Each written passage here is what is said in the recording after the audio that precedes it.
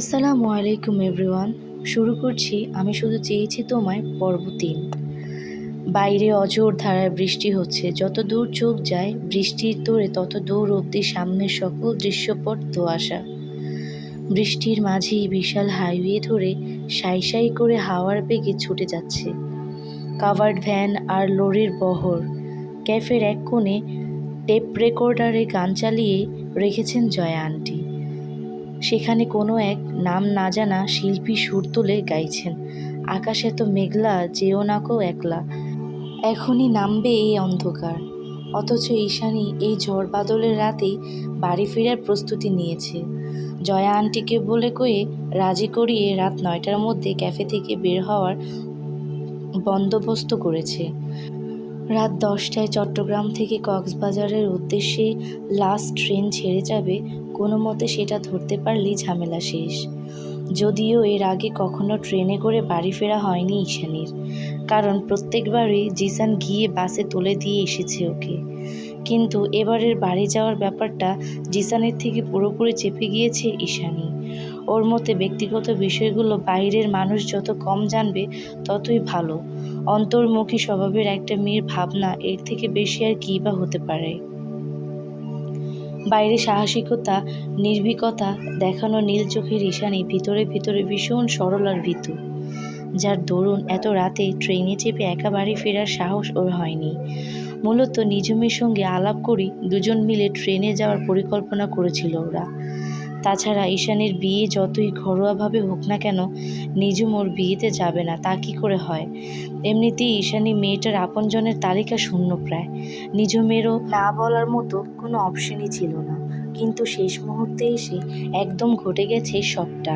হুট করেই বিকেলবেলা নিঝুম কল দিয়ে জানায় ও বাড়িতে যাচ্ছে, খুব জরুরি প্রয়োজন, নয়তো কিছুতেই ঈশানীকে একা ফেলে যেত না।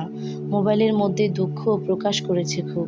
তার পাশাপাশি ঈশানীকে ভালো মতো বুঝিয়ে দিয়েছে কিভাবে গিয়ে ট্রেন ধরতে হবে। ঈশানী জানে নিঝুম অজুহাত দেওয়ার মতো মেয়ে নয়, তবু ওর ভিতর হৃদয়টা কিছুটা সংশয় আর আতঙ্ক জড়ো হয়েছে বটে। তবে সেই সংশয়কে কোনোরূপ পাত্তা দিল না ঈশানী, বরং নিঝুমকে উদ্দেশ্য করে হাসি মুখে জবাব দিল, সমস্যা নেই, তুই সাবধানে যাস, এমনি বৃষ্টির রাত, বুঝে শুনে গাড়িতে উঠিস, আমি ঠিক ট্রেন ধরে চলে যেতে পারবো। ঈশানীর কথায় প্রত্যুত্তর নিঝুম যে মুখ ফুটে বলবে এত রাত বাড়ি যাওয়ার প্রয়োজনটা কি সেটারও উপায় নেই, কারণ আগামীকাল ঈশানীর আকদ। তাছাড়া ঈশানী দেরি করে ফেলেছে বলে রোকেয়া বেগম বেজায় চটে আছেন। ঈশানী মাকে শান্ত করার জন্য মিথ্যে আশ্বাস দিয়ে বলেছে যে ও গাড়িতেই আসছে, আর একটু পরেই চলে আসবে। এদিকে বৃষ্টি যে থামার কোনো নামগন্ধই নিচ্ছে না। ক্ষণে ক্ষণে দ্বিগুণ তালে বেড়ে যাচ্ছে বর্ষণ। গ্লাস ক্লিনার আর তোয়ালে দিয়ে ক্যাফের কাছের দেওয়ালগুলো পরিষ্কার করতে করতে বাইরের রাস্তার দিকে উকিঝুঁকি দিচ্ছে ঈশানী। একটু পর বের হতে হবে ওকে। সকালে কাজে আসার সময় ব্যাগ গুছিয়ে এখানে এসেছে, অথচ এই রাতের বেলাতে কি বৃষ্টিটাই না শুরু হলো। ইস, আজ যে কী দুর্ভোগ আছে কপালে তা কেবল উপরওয়ালাই ভালো জানেন। বিজলির আলোয় বিশাল হাইওয়ে রাস্তাটা এক ঝলক পরখ করে নিজ মনে অস্ফুটে ভিড়বিড়ালো ঈশানী। অতঃপর হাতের জিনিসগুলো রেখে অ্যাপ্রন খুলে একে একে সব কাজ গুছিয়ে একটা ছাতা মাথায় নিয়ে ক্যাফে থেকে বেরিয়ে পড়ল ও। উদ্দেশ্য চট্টগ্রাম রেলওয়ে স্টেশন। ঈশানী যখন স্টেশনে এসে পৌঁছায় তখন তীব্র বারিধারায় ভেসে যাচ্ছে চারিপাশ। পরনের জামাকাপড় প্রায় অর্ধেক ভিজে গিয়েছে। রেল স্টেশনটা একদমই অপরিচিত ঈশানীর নিকট। তার ওপর রাতের বেলায় ল্যাম্পপোস্টের আলোয় ভালো করে দেখাও যাচ্ছে না কোনো কিছু। কাউন্টারে একটা মানুষও নেই, যাকে ওকে জিজ্ঞেস করবে যে কক্সবাজারের ট্রেন আদতে কোনটা। চারপাশটা বড্ড নিরিবিলি, শুধুমাত্র বৃষ্টির রিমঝিম আওয়াজ ব্যতীত আর কোনো আওয়াজই নেই এখানে। এহেন জনমানবহীন পরিবেশে গা ছমছম করছে ঈশানীর। নিজের হাত ঘড়িটার দিকে এক নজর চোখ বুলিয়ে ঈশানী সিদ্ধান্ত নেয় ও প্ল্যাটফর্মে গিয়ে কিছুক্ষণ বসে থাকবে। এখানে এমন বৃষ্টির মাঝে দাঁড়িয়ে ট্রেন খোঁজার তো কোনো মানে হয় না, তাই না? সেই উদ্দেশ্যই কয়েক কদম পিছে হেঁটেছিল ঈশানী। ঠিক তখনই গলা কাঁপিয়ে বেজে ওঠে কোনো এক যাত্রীবাহী ট্রেনের হুইসেল। হুইসেলের বিকট শব্দে পেছনে চাইল ঈশানী। দেখল ওর কাছের ট্রেনটাই যাত্রা শুরু করার প্রস্তুতি নিচ্ছে। বৃষ্টির মাঝেও কোথা থেকে যেন ছুটে এসে তাড়াহুড়া করে ট্রেনে উঠে যাচ্ছে মানুষ। এমতাবস্থায় উপায়ন্তর না পেয়ে ঈশানী বহু কসরত করে একটুখানি গলার আওয়াজ বের করলো। ট্রেনের উদ্দেশ্যে ছুটতে থাকা একজন যাত্রীকে পিছু ডেকে শুধালো, আচ্ছা, এটা কি কক্সবাজারের ট্রেন? তুমুল বর্ষণের মাঝে ঈশানীর এমন ক্ষীণ আওয়াজ লোকটা আদৌ শুনেছে কিনা সন্দেহ। তবে সেই দৌড়ে যেতে যেতেই উত্তর দিল, হ্যাঁ হ্যাঁ, জলদি আসুন, টাইম হয়ে গিয়েছে। লোকটা হ্যাঁ বলেছে, তাই এবার কিছুটা আশ্বস্ত হলো ঈশানী। বুকের উপর থেকে যেন শক্তপোক্ত একটা পাথর নেমে গেল ওর। সেরকমই একটা লম্বা শ্বাস টেনে বৃষ্টির পানি পায়ে মারিয়ে ব্যাগ সমেত তাড়াহুড়ো করে ট্রেনে উঠে গেল ঈশানী। বোকা ঈশানী তখনও অন্ধকারের মাঝে এটা খেয়াল করল না যে অন্তনগর ট্রেনের গায়ে গুটি গুটি অক্ষরে লেখা চট্টগ্রাম তো খাগড়াছড়ি। তবে ট্রেনে উঠতে ঈশানী যতক্ষণে পরিষ্কার বৈদ্যুতিক বালবের আলোর ভেতরে ট্রেনের গায়ে লেখাগুলো খেয়াল করলো, ততক্ষণে ট্রেনটা ধীরে ধীরে চলতে শুরু করে দিয়েছে। ট্রেনটা কক্সবাজার না খাগড়াছড়ির উদ্দেশ্যে রওনা দিয়েছে। ব্যাপারটা বুঝে আসতেই বাইরের রাতের আধারের আকাশ ভেঙে বাজ পড়ার চেয়েও দ্বিগুণ জোরে যেন বাজ পড়ল ঈশানীর মাথায়। নিদারুণ এক আতঙ্কে দিকবিদিক জ্ঞান হারিয়ে স্তব্ধ হয়ে গেল মেয়েটা। নিজেকে সাহসী প্রমাণ করতে গিয়ে আরেক দফা বোকামি করে ফেলেছে ও। নিজের বোকামি আর অপরিমাণদর্শিতার ফলস্বরূপ এখন এই মুহূর্তে চলন্ত ট্রেন থেকে ঝাঁপিয়ে পড়ে মরে যেতে ইচ্ছে করছে ঈশানের। কিন্তু তার জন্যও তো গোটা একটা সাহসী হৃদয় প্রয়োজন, যেটা আপাতত নেই ঈশানীর। তাই ও পারল না সেসব করতে। উল্টো ব্যাগ থেকে ফোনটা বের করে ফোন লাগালো নিঝুমের নাম্বারে। বৃষ্টির মাঝে নেটওয়ার্কের সমস্যা নাকি অন্য কোনো কারণ জানা নেই ঈশানীর, কিন্তু নিঝুমের নাম্বারটা বন্ধ বলছে বারবার। এবার সত্যিই কান্না পাচ্ছে ও। বিরক্তিরা যেন ঝেঁকে ধরেছে সর্বাঙ্গ। এবার আর উপায়ন্তর না পেয়ে জিসানকে কল দিল ঈশানী। এক দুবার রিং হওয়ার সঙ্গে সঙ্গে ওপাশ থেকে হ্যালো বলল জিসান। ওপাশ থেকে চেনা পরিচিতি জিসানের কণ্ঠস্বর শোনা মাত্রই নিজের সেই চিরাচরিত খেয়ে হারিয়ে কাঁদো কাঁদো গলায় ঈশানী বলে ওঠে, আমি ফেঁসে গিয়েছি জিসান। ঈশানীর এমন শঙ্কাগ্রস্ত আওয়াজ শুনতে পেয়ে উদ্বিগ্ন হয়ে উঠল জিসান। তাড়াহুড়ো করে শুধালো, কি হয়েছে তোর? নিজেকে সংবরণ করার চেষ্টা চালিয়ে দ্বিধাগ্রস্ত কণ্ঠে ঈশানী বলে, আমি ভুল করে খাগড়াছড়ি ট্রেনে উঠে পড়েছি, আর এখন ট্রেনটা চলতে শুরু করে দিয়েছে। আমি কি করব কিছু বুঝতে পারছি না, সব এলোমেলো লাগছে আমার। ঈশানীর কথা শুনে জিসানের তো মাথায় হাত। এই মেয়েটা নিজেকে ভাবেটা কি? ও কিছুটা ক্ষুব্ধ স্বরে ঈশানীকে বলল, তুই হঠাৎ বাস রেখে ট্রেনে উঠতে গেলি কেন সখে? গেলি তো গেলি, আমাকে কেন জানালি না? আমাকে এতটাই অপছন্দ করিস যে তুই এই বৃষ্টির মাঝে বাড়িতে যাচ্ছিস, সেটাও আমাকে একবার জানানোর প্রয়োজন বোধ করলি না? সত্যি করে বলতো, তুই কি আদৌ আমাকে বন্ধু ভাবিস ঈশা? এমন একটা শ্বাসরুদ্ধকর প্রতিকূল পরিস্থিতিতে জিসানের এইসব ছেলেমানুষি প্রশ্ন, বন্ধুত্বের সমীকরণ ভাবা ব্যাপারগুলো বড়ই অসহনীয় ঠেকলেও ঈশানীর নিকট, তাই আর কোনো কিছু না বলে আস্তে করে কলটা কেটে দিয়ে মোবাইলটা বন্ধ করে ফেলল ঈশানী।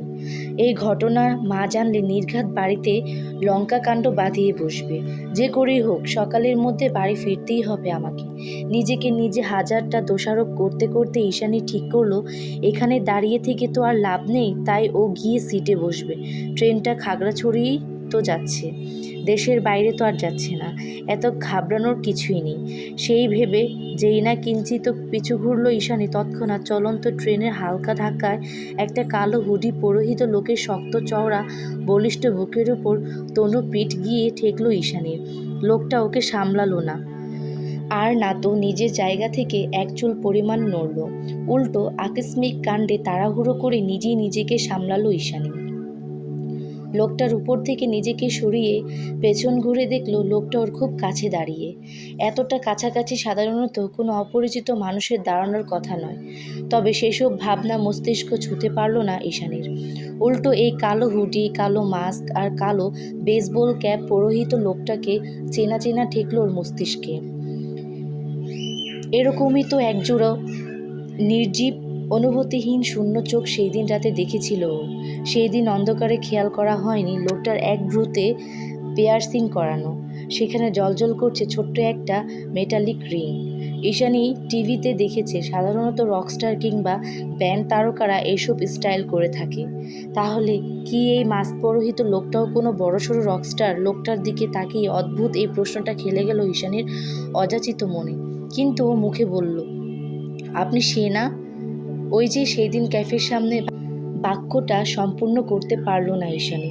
তার আগেই একেবারে হুট করে ঈশানী সহ পুরো ট্রেন শুদ্ধ সবাইকে চমকে দিয়ে নিজের এক হাত উঁচিয়ে আকস্মিক ট্রেনের চেন টেনে ধরল লোকটা। সঙ্গে সঙ্গে ওই অবস্থাতেই থেমে গেল পুরা ট্রেন। স্টেশন থেকে ছেড়ে হয়তো 5 মিনিট চলেছিল, তার মধ্যে এই কাহিনী। হুট করে ট্রেন থেমে যাওয়াতে যাত্রী সকলের মাঝে হৈ হৈ শোরগোল পড়ে গেল।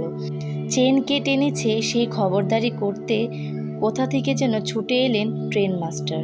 তিনি মাস্ক পরিহিত লোকটাকে উদ্দেশ্য করে খেকিয়ে উঠে কিছু বলবেন, তার আগেই লোকটা ঘুরে মুখোমুখি হয়ে দাঁড়ালো ট্রেন মাস্টারের দিকে। লোকটার চাহনিতে এক ঝলক নজর বুলিয়ে কি ভেবে যেন তৎক্ষণাৎ চুপসে গেলেন ট্রেন মাস্টার। আর কিছু না বলেই মুখ কাঁচুমুচু করে তাড়াহুড়ো পায়ে জায়গা ত্যাগ করেন তিনি।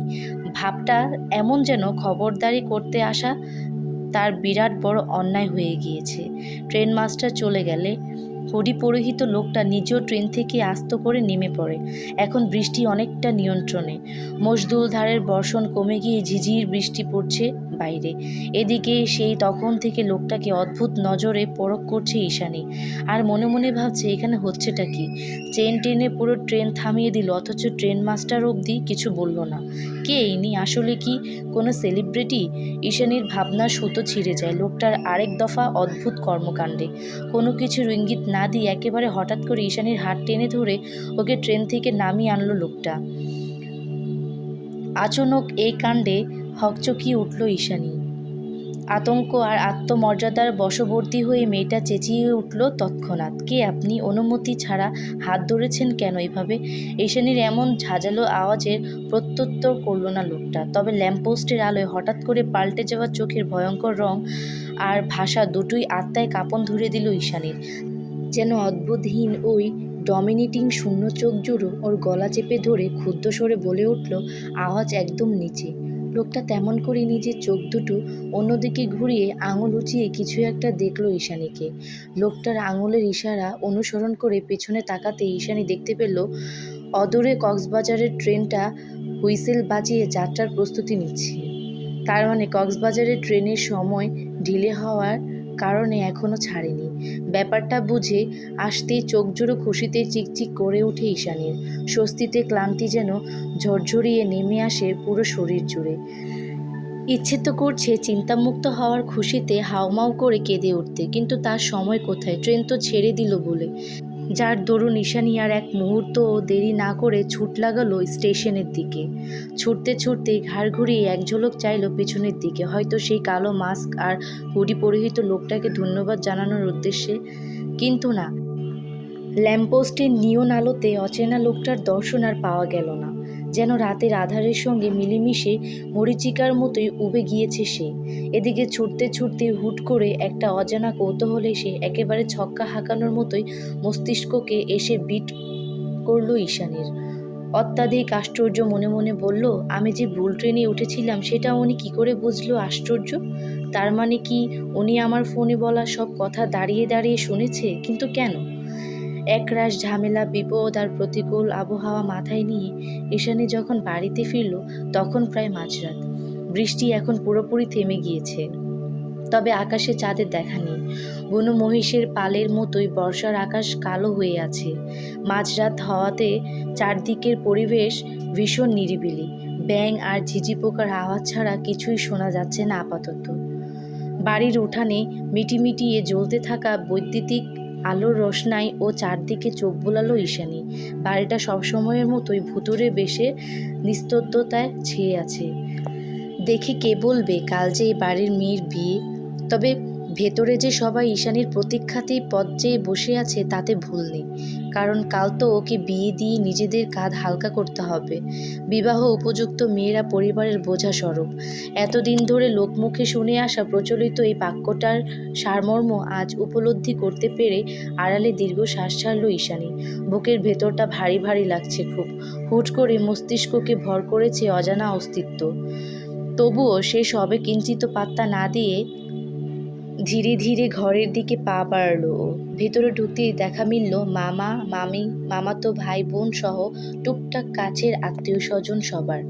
কোনো কালই হই হট্টগোল মানুষের গিজগিজ পছন্দ নয় ঈশানীর।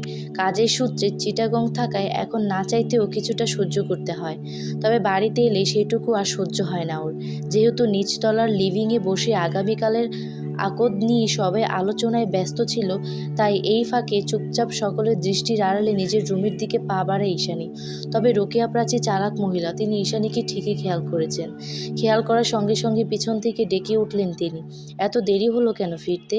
আর এইভাবে ভিজেছিস কি করে? আচমকা মায়ের প্রশ্ন শুনে থমকে গেল ঈশানীর পদধ্বনি। এতটা ধকল সামলে বাড়ি ফিরে এরকম হাজারটা প্রশ্নের উত্তর দিতে ইচ্ছে করছিল না বলেই তো পা টিপে টিপে নিজের ঘরের দিকে এগিয়ে যাচ্ছিল ঈশানী। এখন আর কিছু করার নেই। মা যেহেতু প্রশ্ন করেই ফেলেছে, সুতরাং উত্তর ওকে দিতেই হবে। এখানে মুখ বুজে থাকার কোনো অপশন নেই। তাই সহসা পেছনে ঘুরে মৃদু আওয়াজে জবাব দিল ঈশানী। বলল, বৃষ্টির কারণে ট্রেন ঢিলে হওয়াতে আসতে দেরি, আর ভিজেও গিয়েছি বৃষ্টিতেই। তাহলে ফোন বন্ধ কেন করেছিস? এবার মায়ের প্রশ্নটা পুরোপুরি এড়িয়ে গেল ঈশানী, কারণ ফোনটা তো সেই শ্বাসরুদ্ধকর মুহূর্তে জিসানের ওপর বিরক্ত হয়ে বন্ধ করে রেখেছিল ও।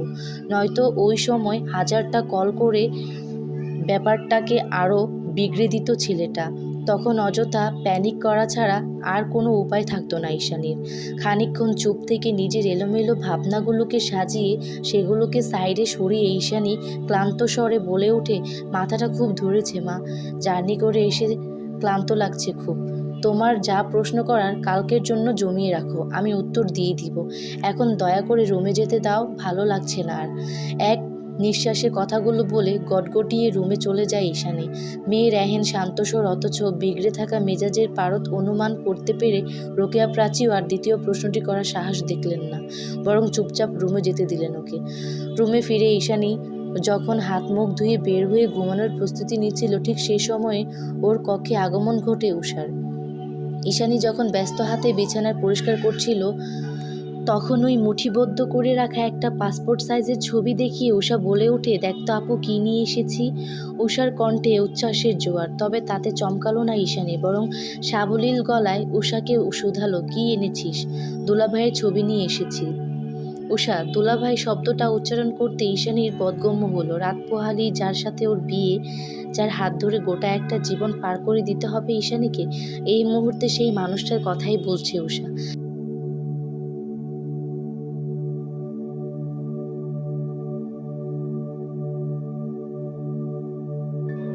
বাক্যের মাথায় হাতের ছবিটার দিকে তাকিয়ে আবারও উচ্ছ্বাস করতে দেখা গেল উষাকে। অথচ ঈশানী নির্বিকার গলায় জবাব দিল, তোর দুলাভাই তুই দেখ, যা তো এখন ঘুমাবো। ঈশানীর প্রত্যাখ্যানে দমল না উষা, বরং ছবিটার দিকে গভীর দৃষ্টিপাত করে দাঁত কেলিয়ে বলে উঠল, মা ঠিকই বলেছে আপু, দুলাভাই দেখতে রাজপুত্রের মতোই সুদর্শন। এরকম সুন্দর জামাই আমাদের মহল্লার আর দুটো নেই। উষার কথা শেষ হতেই ছোঁ মেরে ওর হাত থেকে ছবিটা নিয়ে নেয় ঈশানী। অতঃপর সেটাকে ওড়নার আড়ালে ঢুকিয়ে উষাকে উদ্দেশ্য করে বলে, যা তো এখন, তোর বকবক শোনার টাইম নেই, ঘুমাবো আমি। সে না হয়ে যাব, কিন্তু ছবিটা তো দে, মা চাইবে তো আবার। উষার কথায় কান দিল না ঈশানী, বরং ওকে এক প্রকার ঠেলে ঠুলে রুম থেকে বের করে দিতে দিতে ঈশানী বলে, পরে নিয়ে নিস, এখন যা। উষা চলে গেলে রুমের দরজায় খিল দিয়ে ওড়নার আড়াল থেকে ছবিটা বের করলো ঈশানী। ছবিটা দেখতে গিয়ে ভীতি, সংকোচ, লজ্জা সব যেন একসাথে আঁকড়ে ধরলো ওকে। যেন ও একটা সামান্য ফটো নয়, বরং গোটা একটা মানুষকে চোখ উঁচিয়ে দেখতে চলেছে। ঠিক তেমন করে আস্তে ধীরে চোখ তুলে মাহিনের ছবির দিকে দৃষ্টিপাত করলো ঈশানী। তবে সবার আগে ঈশানীর চোখ গেল ছবির উপরে গুটি গুটি অক্ষরে লেখা মাহিন বেনজামিন নামটার দিকে। অতঃপর দৃশ্যগত হলো সেই সুদর্শন যুবকের মুখখানা, আর এক দেখাতে ঈশানীর মনে হলো ওসব ভুল কিছু বলেনি, লোকটা দেখতে অসম্ভব সুদর্শন। কিন্তু এই রাজপুত্রের মতো সুদর্শন মানুষ কি সত্যিই আমার মতো নিষ্ঠুর বরফের মতো শীতল একটা মেয়েকে বিয়ে করতে চায়? একটা অদ্ভুত অনিশ্চয়তা ভলভলিয়ে ছড়িয়ে পড়ল ঈশানীর সমগ্র মন মস্তিষ্ক জুড়ে। পরক্ষণে আবার আত্মবিশ্বাসী মনটা বলতে লাগলো, বিয়েটা যেহেতু হচ্ছে তাহলে নিশ্চয়ই ওনার অমতে হচ্ছে না কিছুই। উনি নিশ্চয়ই জেনে শুনে আমাকে বিয়ে করতে রাজি হয়েছেন। কথাটা ভেবে নিজের অজান্তে লাজুক হাসল ঈশানী। কে জানতো ওর মতো বোকাশোকা চুপচাপ স্বভাবের মেয়েটার কপালে যে এমন রাজপুত্রের মতো সুদর্শন বরলেখা ছিল। এটা সত্যিই অভাবনীয় আর চমৎকার একটা অনুভূতি, যা এই প্রথমবার মতো হৃদয়ে অনুভব করলো ঈশানী। এখনো যেন নিজেই নিজেকে বিশ্বাস করে উঠতে পারছে না ও। তাই তো মনের মাঝে হাজারো অদম্য আর অবিশ্বাস্য স্বপ্ন নিয়ে নিজের হবু বরের ছবিটা দেখতে দেখতে এক সময় ঘুমের রাজ্যে হারিয়ে গেল অন্তর্মুখী আর নরম হৃদয়ের ঈশানী। সকালবেলা জানালা গলিয়ে প্রবেশ করা সূর্যের তর্জিক আলোক রশ্মি চোখে মুখে আছড়ে পড়তেই ঘুম ছুটে যায় ঈশানীর। কাল সারাদিন সারা রাত একনাগাড়ে বৃষ্টি হলেও আজ সকাল সকাল ভালোই রোদ উঠেছে সমগ্র ধরণী জুড়ে। তবে সূর্যের উত্তাপ দেখে মনে হচ্ছে বেলাও কম হয়নি। আজ তো ঈশানীর বিয়ে, অথচ কেউ এখনো ডাকলো না ওকে। ব্যাপারটা আশ্চর্যজনক। বাইরে তো মানুষের শোরগোল ও শোনা যাচ্ছে না। অদ্ভুত। তাই জ্বলতে জ্বলতে আড়মোড়া ভেঙে উঠে বসে দেওয়াল ঘড়িতে এক নজর চোখ বোলায় ঈশানী। ঘড়িটার কাঁটা সকাল 11টা 20 বেজে গিয়েছে। সেটা নজরে আসতে এক ঝটকায় ভ্রু ছুটে গেল ঈশানীর। ঘুমু ঘুমু ভাবটাও যেন দৌড়ে পালালো কোথাও। আজকের মতো একটা দিনই এত বেলা পর্যন্ত কিভাবে ঘুমালো ও? সেই ভেবে আপাতত নীরবে কপাল আঁচড়ালো ঈশানী। নিচে গেলে আজ মায়ের কড়া কথা শুনতে শুনতে নির্ঘাত কলিজা ঝালাপালা হয়ে যাবে। সেসব চিন্তা করে তাড়াহুড়ো করে বিছানা ছেড়ে ওয়াশরুমে গিয়ে ফ্রেশ হয়ে এলো ঈশানী। এরপর আলমারি থেকে একটা টকটকে লাল শিফনের শাড়ি খুঁজে বের করে সেটাকে গায়ে চড়িয়ে নিল সযত্নে। সেই সাথে হাতে কানে পরে নিল কিছু হালকা সোনার গয়না। যেহেতু শুধু ঘরোয়া অকদ হচ্ছে, তাই এত বেশি সাজগোজ করার প্রয়োজন বোধ করলো না ঈশানী। কপাল একটা ছোট্ট কালো টিপ পরে নিল শুধু। অতঃপর সবশেষে চিরুনি দিয়ে এলোমেলো চুলগুলো আঁচড়াতে যাবে তখনই রুমের দরজা ঠকঠক করে কড়া নাড়লেন রোকেয়া বেগম। মা নিশ্চয়ই ক্ষেপে আছে, সেই ভেবে এক প্রকার তাড়াহুড়ো করে দরজা খুলে দিল ঈশানী। দরজা খুলে মায়ের কথার হাত থেকে নিজেকে বাঁচানোর জন্য একা একাই বলতে আরম্ভ করলো, রেডি হতে দেরি হয়ে গেল, আসলে শাড়িটা ভালোভাবে পরতে পারছিলাম না, আর রেডি হতে হবে না। মায়ের মুখে এমন কথা শুনে আকস্মিক থেমে গেল ঈশানীর চিরুনি চালানো হাত। ও চিরুনিটা ড্রেসিং টেবিলের উপর রেখে দিয়ে মায়ের থমথমে মুখের দিকে তাকিয়ে প্রশ্ন ছুড়ল তৎক্ষণাৎ, কি হয়েছে মা? রোকেয়া প্রাচী একটা দীর্ঘ শ্বাস ছেড়ে গম্ভীর কণ্ঠে বলে উঠল, ওরা বিয়েটা ভেঙে দিয়েছে। আসলে মাহিন বেঞ্জামিন একজন মডেল। দেশের বাইরে অ্যাঙ্করিং আর মডেলিং করাটা ওর দীর্ঘদিনের স্বপ্ন ছিল। আর হঠাৎ করেই নাকি কানাডা থেকে মডেলিংয়ের অফার চলে এসেছে। তাই কালকের ফ্লাইটেই কানাডা চলে গিয়েছে মাহিন। চুপচাপ দাঁড়িয়ে রোকেয়া বেগমের কথাগুলো শুনে ছোট করে জবাব দিল ঈশানী, ওহ আচ্ছা, আর কিছু জানার নেই তোর? না নেই, কিছু জানারও নেই, কিছু বলারও নেই। ঈশানী এরূপ জবাবদিহিতা আর কিছু বলার মতন কথা খুঁজে পেলেন না রোকেয়া প্রাচী। বরং নিজেকে সামলে নেওয়ার জন্য ঈশানীকে একা ছেড়ে দিয়ে তৎক্ষণাৎ রুম থেকে বেরিয়ে গেলেন তিনি। মা চলে যেতে ধাপ করে রুমের দরজাটা বন্ধ করে দিল ঈশানী। অতঃপর গলার চেনটা একটানে ছিঁড়ে ফেলে ছুঁড়ে মারল মেঝেতে। সেই সাথে হাতের আর গলার গহনাগুলোকে একে একে খুলে ছুঁড়ে ফেলে দিল সব। অতঃপর নিজের সব স্বাদ নষ্ট করে আয়নার দিকে তাকিয়ে একা একাই বিড়বিড়ালো ঈশানী, আমার জানার আছে, আমার অনেক কিছু জানার আছে। কেন তুমি সবসময় আমার জীবনটা নিয়ে এমন পুতুল খেলা খেলো মা? কেন নিজের মেয়ে হয়েও আমি তোমার এত দূরের হয়ে গেলাম? কেন আমার ভবিষ্যতের কথা না ভেবে একটা ছেলের মতামত ছাড়া আমার সঙ্গে আমার জীবন জুড়ে দিতে চাচ্ছিলে তুমি? আমি কি এতটাই অযোগ্য, এতটাই কোল্ড, এতটাই ফেলনা যে কেউ আমার মুখ না দেখেই আমাকে বিয়ে না করেই চলে গেল? এর চেয়ে অপমানের আর কিছু হয়? তার কি একটাবারের জন্য আমার মানসম্মানের কথা ভাবা উচিত ছিল না? ছিল তো। আসলে নিঝুম ভুল বলেছিল। এই চোখ আমার আশীর্বাদ নয়, বরং অভিশাপ। আর না তো এই চোখের মায়া কেউ কোনোদিন আটকাবে। আমার উপরের নির্জীবতা, কঠোরতা, শীতল অন্তর্মুখী অনুভূতিগুলো ভেদ করে কেউ কোনোদিন আমার উষ্ণ হৃদয়ে সন্ধান করতে যাবে না, কখনোই না। সেটা আমি এতদিনে বেশ ভালো করেই বুঝে গেছি। আর না তো আমার মতো অতি সাধারণ মেয়েকে কেউ নিঃস্বার্থভাবে ভালোবাসবে কখনো। যেই নিঃস্বার্থ ভালোবাসা আমি খুঁজে বেড়াই, সেই ভালোবাসা বোধহয় পৃথিবীতে এখনও তৈরি হয়নি। নয়তো মা কেন আমায় আমার মতো করে ভালোবাসে না। আয়নার দিকে তাকিয়ে এক নিঃশ্বাসে নিজের সকল অভিযোগ উগরে দিয়ে ফুঁপিয়ে কেঁদে উঠল ঈশানী। কাঁদতে কাঁদতে হাঁটু ভেঙে ধপ করে মেঝেতে বসে তাতে মাথা ঠেকিয়ে ভাবতে শুরু করলো মায়ের এই পরিবর্তন ঠিক কবে থেকে শুরু হয়েছিল, কেনই বা শুরু হয়েছিল। পরবর্তী পার্ট 4 পেতে এখনই সাবস্ক্রাইব করুন।